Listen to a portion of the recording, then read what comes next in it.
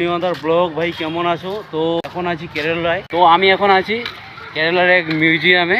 তো এইখানে প্রায় কমসে কম অনেকটা এরিয়া জুড়ে এই মিউজিয়ামটা আর কি। অনেক রকম পাখি আছে, কুমির আছে, অনেক রকম পশু টশু অনেক কিছু আছে।